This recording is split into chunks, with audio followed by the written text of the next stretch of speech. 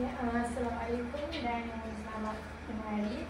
Jadi boleh cikgu perkenalkan diri dulu? Assalamualaikum, saya Kasama Wali dari Penyelaras RMC. Apa boleh saya bantu? Jadi dekat sini cikgu sebagai penyelaras RMT, jadi saya ada beberapa soalan berkaitan dengan RMT. Yang pertama, apa sebenarnya tujuan utama dan siapa yang menjadi sasaran kepada RMT ni? Tujuan utama untuk membantu murid yang ada masalah kewangan, yang berpendapatan rendah, yang kurang berkemampuan. Jadi macam mana pelaksanaan RMT di sekolah?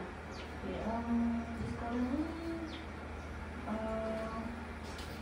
disediakan oleh pihak kampus mengikut jumlah yang telah dipilih oleh pihak sekolah. Jadi sebagai penyelaras, bagaimana cikgu memastikan bahawa kualiti dan keselamatan dalam penyediaan makanan RMT ini?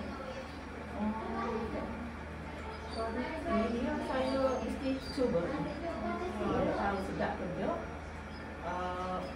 ikut menu, ikut semua media ada pada Kata cukup lengkap lah, cukup lengkap makanan. dalam buku tulis. Jadi apa langkah yang dilakukan oleh pihak sekolah ni untuk menggalakkan murid ni terima RMT?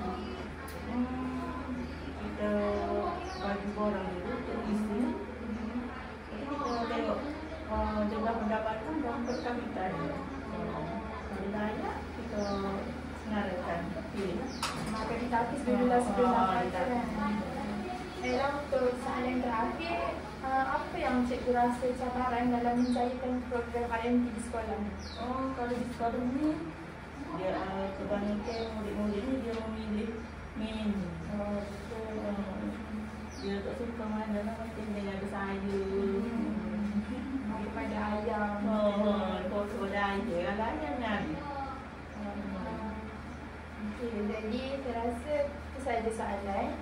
Jadi saya ingin berterima kasih kepada cikgu kerana sudi meluangkan masa dan memberi maklumat kepada saya. Jadi terima kasih.